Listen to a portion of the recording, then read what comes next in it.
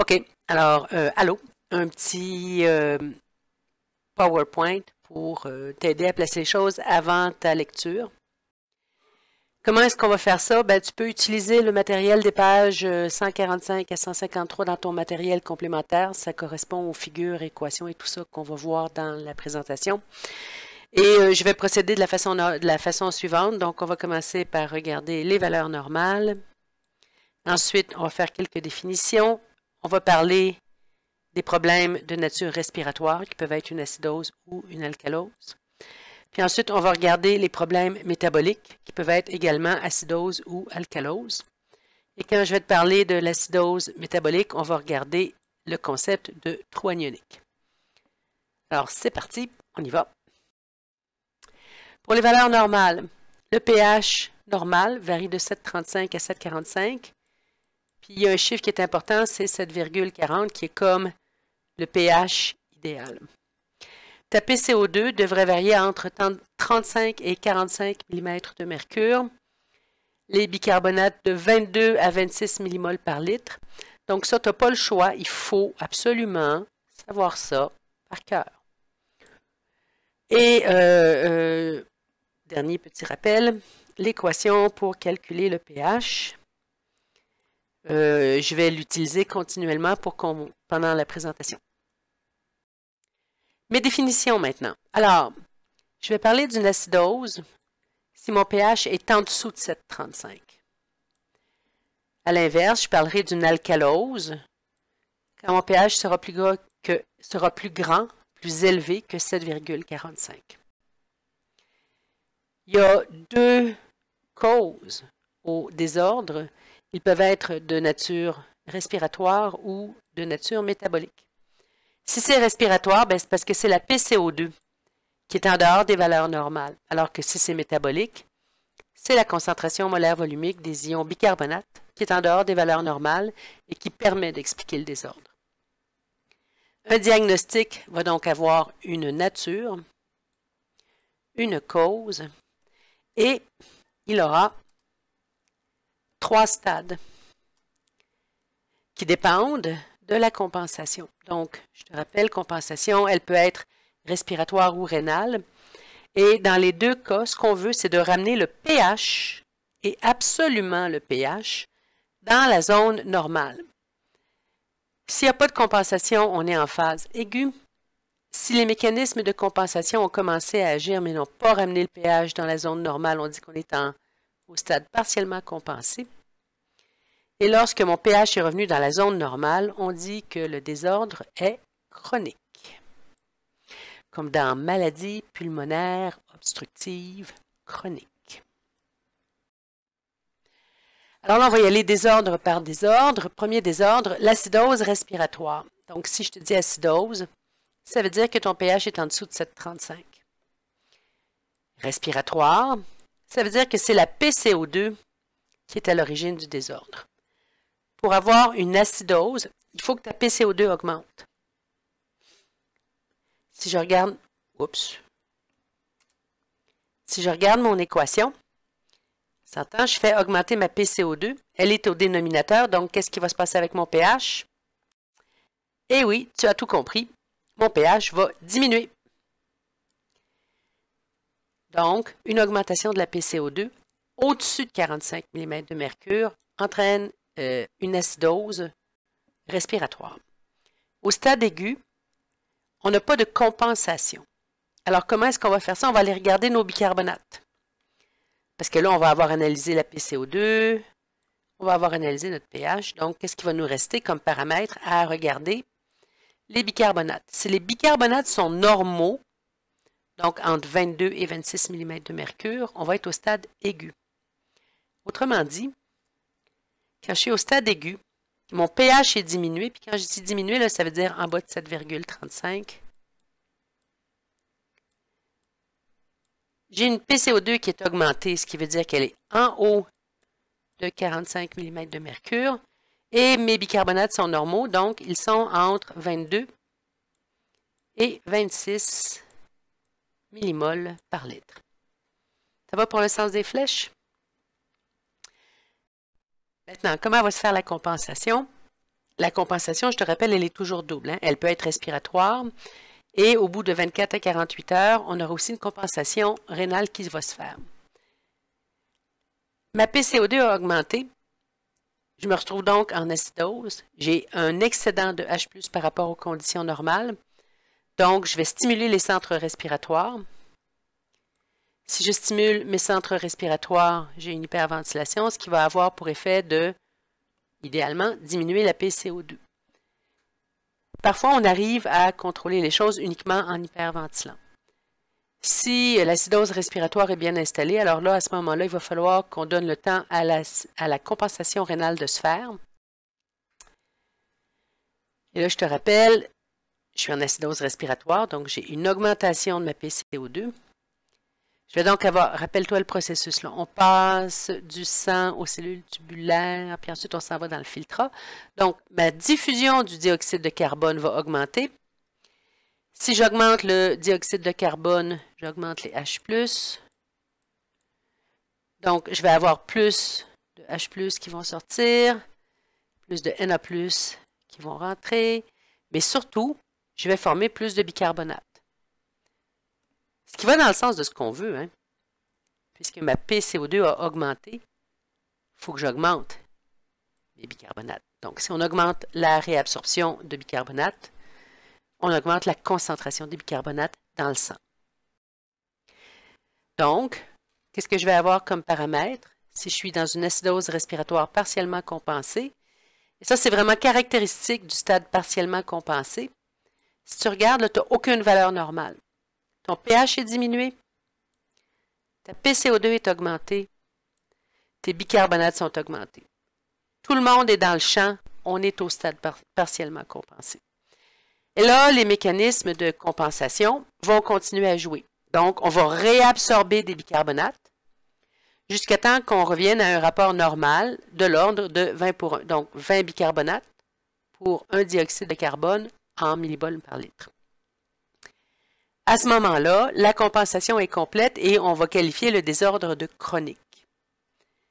Tes paramètres du gaz artériel devraient ressembler à ceci. Donc, tu vas avoir un pH normal, à savoir dans la zone 7,35 à 7,40. Ta PCO2 va être augmentée, donc au-delà de 45 mm de mercure. Puis tes bicarbonates vont être aussi augmentés au-delà de 26 mmol par litre. Puis c'est normal de te retrouver avec une PCO2 augmentée puis des bicarbonates augmentés. Ce qu'on veut, c'est absolument maintenir le pH dans la zone normale. C'est l'essentiel. Alors, tant pis si tout le reste est dans le champ, ton pH, lui, il doit être normal. Et si on regarde, ça c'est un des tableaux que tu vas rencontrer au cours de ta lecture. C'est une espèce de tableau synthèse. OK? Donc, je suis en acidose. Mon pH diminue. C'est une acidose respiratoire. Dans tous les cas, tu auras remarqué, la PCO2 est augmentée. Pour attester du stade, les bicarbonates sont normaux, donc j'ai aucune compensation, c'est le stade aigu. Mes bicarbonates commencent à monter. Ils sont au-dessus de 26 mmol par litre, mais pas assez pour ramener le pH dans la zone normale. Je suis donc au stade partiellement compensé. La compensation s'est faite jusqu'au bout, donc mes bicarbonates ont augmenté au-dessus de 26 mmol par litre. Mon pH est revenu dans la zone normale, mais acide, donc entre 7,35 et 7,40, ce qui me donne une acidose respiratoire chronique. Tu saisis le concept? Alors, on y va maintenant pour l'alcalose respiratoire. Alcalose, le pH est au-dessus de 7,45, donc 7,46, 7,47, 48, 49, 50, tu viens de comprendre le concept. C'est respiratoire, ce qui veut dire que ma PCO2 a, oui, baissé, en dessous des valeurs normales. Si on veut référer à notre équation, bien, si tu regardes, ma PCO2 diminue, c'est inversement proportionnel, donc qu'est-ce qui va se passer avec mon pH? Si je diminue la PCO2, ton pH va augmenter. Tu comprends le concept? Au stade aigu, on n'a pas de compensation. Donc, qu'est-ce qui me reste comme paramètre que je n'ai pas encore regardé? Mes bicarbonates. Donc, mes bicarbonates vont être normaux, entre 22 et 26 mmol par litre. Donc, un gaz artériel classique pour une acidose respiratoire aiguë va être, ton pH est au-dessus de 7,45, la PCO2 est en bas, elle est donc en bas de 35 mm de mercure, et tes bicarbonates sont normaux entre 22 et 26 mmol par litre. Compensation respiratoire, je suis en alcalose, donc j'ai un pH basique, ce qui déprime tes centres respiratoires, engendre une hypoventilation. Si j'hypoventile, ben, qu'est-ce qui se passe avec ma PCO2? Elle devrait augmenter. On ventile moins, c'est normal. Deuxième famille de compensation, la compensation rénale. J'ai pas assez de CO2, donc je le conserve, ce qui veut dire que la réabsorption de tes bicarbonates va être diminuée. Autrement dit, on laisse sortir les bicarbonates. C'est un des termes qu'on utilise dans le milieu. Si je regarde à quoi devrait ressembler mon gaz sanguin, ben on a dit je suis en alcalose respiratoire partiellement compensée, ce qui veut dire alcalose respiratoire partiellement compensée. Alors là, tes bicarbonates vont baisser, ce qui veut dire que le chiffre, la valeur que tu vas avoir dans le gaz artériel va être plus petite que 22 mmol par litre. 21, 20, 19, 18.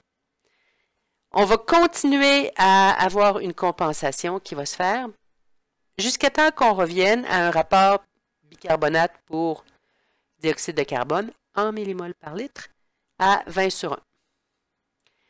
À ce moment-là, la compensation va être considérée complète et le désordre va être qualifié de chronique.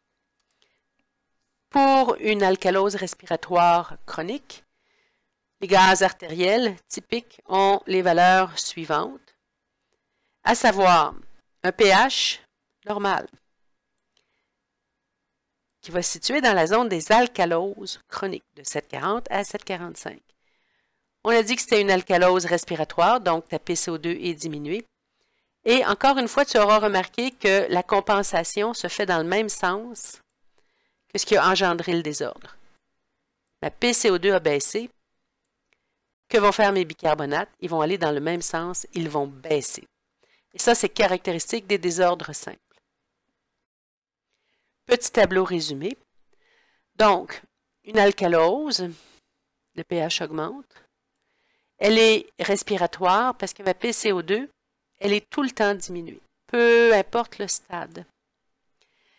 Au stade aigu, je n'ai pas de compensation, donc mes bicarbonates vont être normaux entre 22 et 26 mmol par litre, ce qui me permet de dire que j'ai une alcalose respiratoire aiguë.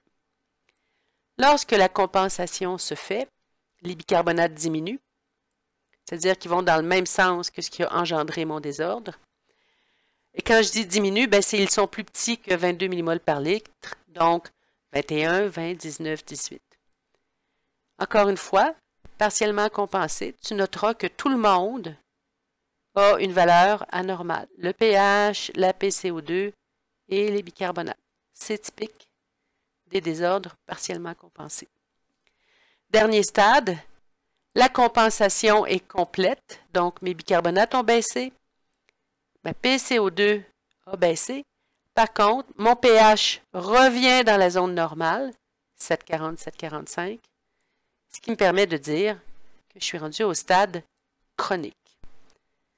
Ma PCO2 est dans le champ, mes bicarbonates sont dans le champ, mais ce n'est pas grave parce que mon pH, lui, est considéré dans la zone normale. Et c'est ça qui est le plus important d'un point de vue d'homéostasie.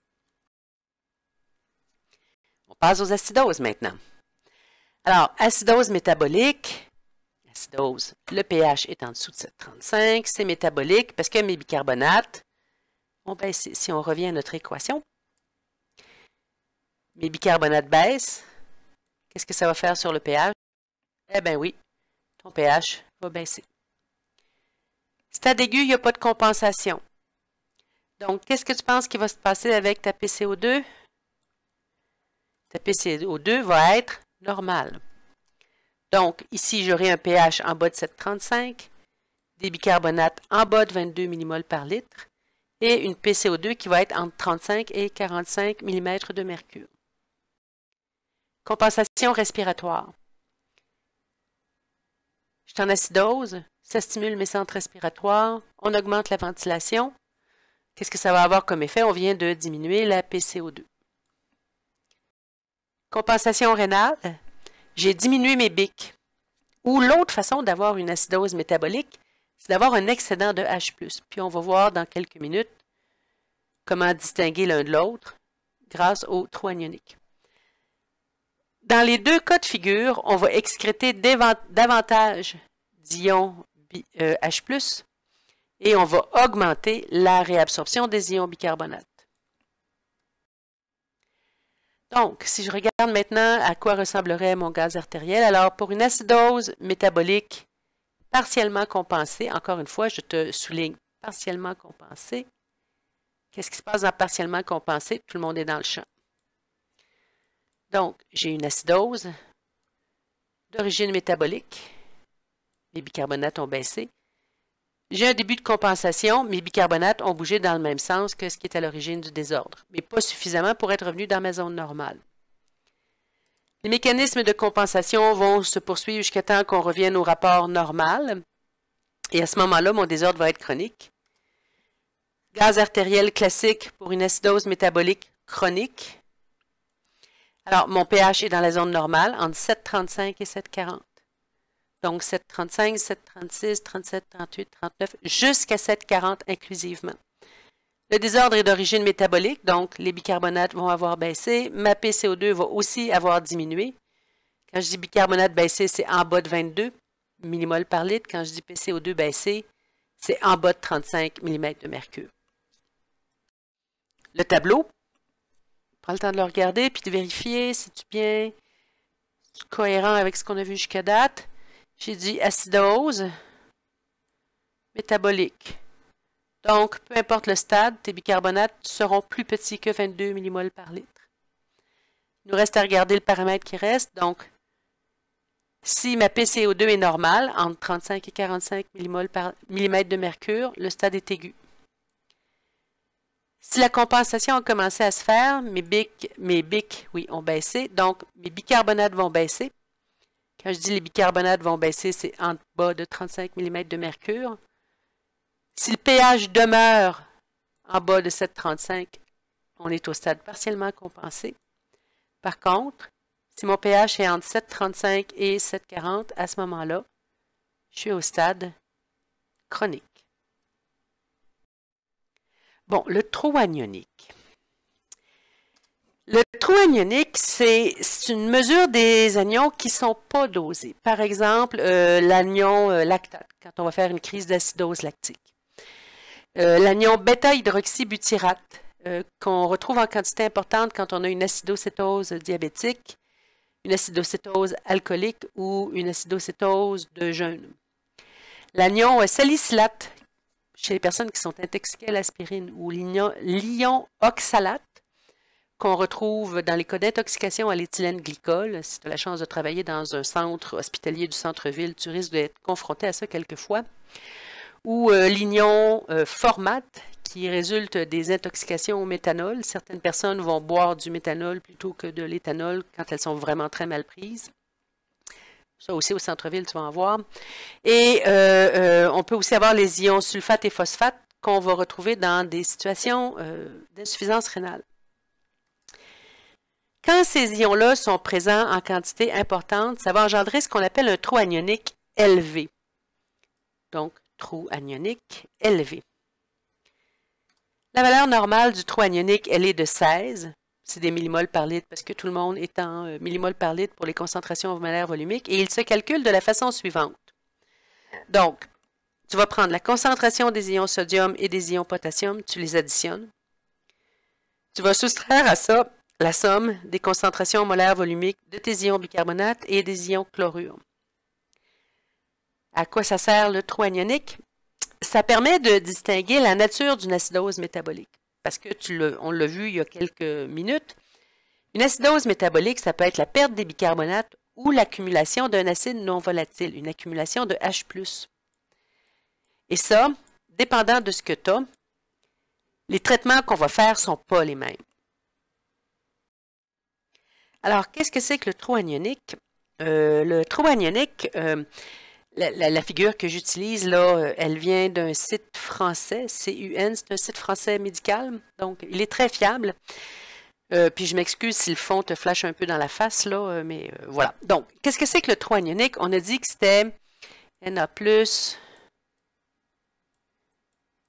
K+, entre parenthèses, moins les bicarbonates et les chlorures. Donc, d'un côté, j'ai ici mes anions avec mes bicarbonates, valeur normale de 24, et l'autre ion qui est important, c'est les chlorures, à 106 mmol par litre. Puis le A ici, là, que tu vois, ça, c'est ceux qui ne sont pas dosés, donc le butyrate, puis toutes ces affaires-là. Et ici, tu as tes cations. Donc, en France, on travaille fondamentalement avec la natrémie, les ions sodium, mais en Europe, en Amérique du Nord, pardon, on ajoute aussi la kaliémie, donc les ions potassium. Donc, ça, c'est notre situation. Et là, il va se passer deux choses. Je suis en acidose. Donc, mes bicarbonates baissent. Puis là, on s'entend, là, ils les ont fait baisser hein, à 4, là. Donc, il peut se passer deux choses. Parce que je te rappelle, bicarbonate et chlorure sont en compétition. Mes chlorures vont être normaux ou mes chlorures vont augmenter. On va regarder ça un petit peu plus en détail. Donc, si mes bics diminuent, deux possibilités. Mes chlorures augmentent à 126 mmol par litre. Et là, je te souligne la concentration normale, hein, elle est de 98 à 106. Ou, donc, premier cas, mes bics ont diminué, mes chlorures augmentent. Dans ce cas-là, je vais avoir une acidose qualifiée d'hyperchlorémique. Hyper pour dire qu'on est au-dessus des valeurs normales. Chlore, les ions chlorure, et mic dans le sang. Dans cette situation-là, ton trou anionique va être normal, c'est-à-dire qu'il va avoir une valeur plus petite que 16. L'autre possibilité, c'est que les chlorures restent identiques, donc autour de 106 mmol par litre. Dans ce cas-là, on va avoir une acidose métabolique normochlorhémique. Normaux pour dire qu'on est dans les valeurs normales. Et qu'est-ce qui va se passer à ce moment-là? Parce qu'il faut que tes charges positives et négatives aient la même valeur. On va se retrouver avec un trou anionique élevé. Donc, puis les valeurs, là, un trou anionique à 30, c'est même pas une affaire qui n'a pas de bon sens. Ça peut monter très, très haut, un trou anionique. Donc, deux situations, trou anionique normal ou trou anionique élevé. Quand le trou anionique est normal, ce que ça signifie, c'est qu'on a perdu les bicarbonates. Comment est-ce qu'on peut perdre des bicarbonates? Alors, la première cause, c'est les fuites digestives. Fuite digestive, là, c'est pas très chic, ça s'appelle avoir la diarrhée. Je t'épargne les fistules ou l'ingestion de chélateurs. Ça, c'est la première cause, c'est la diarrhée. La deuxième cause, c'est les dilutions aiguës. Par exemple, quand on fait un apport massif de soluté, sans avoir pensé à ajouter des bicarbonates dans le soluté. Et il y a aussi des acidoses tubulaires qui peuvent engendrer des fuites rénales. Puis ça, il y en a plusieurs types. Je t'épargne tout ça. On n'est vraiment pas des spécialistes du rein. Si le trou anionique est élevé, c'est-à-dire s'il a une valeur supérieure à 16, ça, ce que ça veut dire, c'est que tu as un acide volatile qui s'accumule. C'est très différent que de perdre des bicarbonates. Hein? Alors là, si tu regardes les pathologies qui peuvent engendrer ça, tu as l'acidose lactique, tu as les surcharges d'acide endogène, à savoir fondamentalement l'acidocétose diabétique. Donc, un diabétique qui contrôle mal sa glycémie va se retrouver en acidocétose diabétique. Les intoxications alcooliques peuvent générer la même chose et certains jeûnes peuvent aussi engendrer une acidocétose. On peut avoir une surcharge d'acide exogène. Ça, c'est toutes les intoxications. Donc, les intoxications aux alcools qui ne sont pas de l'éthanol, les salicylés, l'aspirine. L'intoxication à l'isoniazide, qui est un médicament utilisé pour le traitement de la tuberculose, les transfusions massives et l'alimentation parentérale. Donc, chez certains patients qui sont incapables de s'alimenter, on va faire une alimentation parentérale. Ça peut engendrer une surcharge d'acide exogène. Et finalement, certaines insuffisances rénales peuvent engendrer une perte d'ion H+, donc tu vas te retrouver avec des acides non volatiles en excès. OK, dernière famille de désordres, l'alcalose métabolique. Donc, alcalose, mon pH est au-dessus de 7,45 parce que mes bicarbonates ont augmenté, au-dessus de 26 mmol par litre. Si je regarde mon équation, donc, mes bicarbonates augmentent, qu'est-ce que ça va faire sur mon pH? C'est directement proportionnel, donc mon pH va augmenter. Au stade aigu, je n'ai aucune compensation, donc le paramètre qui reste aura des valeurs normales. Donc, un pH au-dessus de 7,45, la PCO2 entre 35 et 45 mm de mercure, mes bicarbonates sont augmentés, ils sont donc supérieurs à 26 mmol par litre. Compensation respiratoire, je suis en alcalose, donc je déprime mes centres respiratoires. J'ai une hypoventilation, ce qui va faire augmenter ma PCO2. Ça va dans le sens de ce qui a engendré le désordre, donc c'est normal. Ta compensation rénale, peu importe l'origine, que ce soit une augmentation des bicarbonates ou une perte de H+, le contrôle rénal va avoir pour effet de diminuer l'excrétion des H+, et de diminuer la réabsorption des bicarbonates. Les processus, donc, excuse-moi, si on est en alcalose métabolique partiellement compensée, je te rappelle, tout le monde est anormal. Donc, mon pH sera élevé, ma PCO2 sera élevée, mes bicarbonates seront élevés. Les mécanismes de compensation continuent à agir jusqu'à temps que je sois revenu à un rapport normal. Quand je suis revenu à un rapport normal, je serai donc au stade chronique. Le gaz artériel classique d'une alcalose métabolique chronique. Mon pH est normal dans la zone normale chronique, là, de 7,40 à 7,45. La cause de mon désordre, c'est des bicarbonates élevés, donc au-dessus de 26 mmol par litre. Ma PCO2 va être élevée, donc au-dessus de 45 mm de mercure. C'est pas grave qu'on ait une PCO2 puis des bicarbonates élevés. Ce qui compte, c'est d'avoir un pH dans une zone qui permet de maintenir les mécanismes de l'homéostasie. Dernier tableau. Donc, je suis en alcalose métabolique. Donc, mes bicarbonates vont être au-dessus de 26 mmol par litre. 27, 28, 29, 30. Premier stade possible, ma PCO2 n'a pas bougé. Je suis donc au stade aigu, je n'ai aucune compensation. La compensation commence à se manifester. Ta PCO2 va être au-dessus de 45 mm de mercure. Et les choses vont continuer à se maintenir jusqu'à temps qu'on revienne à un pH dans la zone normale, 7,40 à 7,45. À ce moment-là, je suis au stade chronique. C'est bon? Alors, qu'est-ce qu'il te reste à faire? Tu vas aller consolider tout ça en lisant les pages 515 à 521 dans ton manuel. C'est fondamental que tu comprennes ce contenu-là. C'est à la base de ta pratique professionnelle. Je veux dire, des gaz artériels, là, tu vas avoir des centaines, des milliers, peut-être même des millions si tu travailles très longtemps. Donc, fais-toi un bon résumé de ces notions-là. Puis, les 4 tableaux qu'on a vus, là, fais-toi un aide-mémoire. Garde ça tout le temps à portée de la main. Tu vas en avoir besoin pendant, jusqu'à la fin de la session et à l'automne prochain aussi, parce que c'est clair, quand tu vas arriver en désordre 2, là, pif, ils vont te pitcher un gaz artériel en rentrant dans le cours. Il faut que tu sois capable de diagnostiquer ça.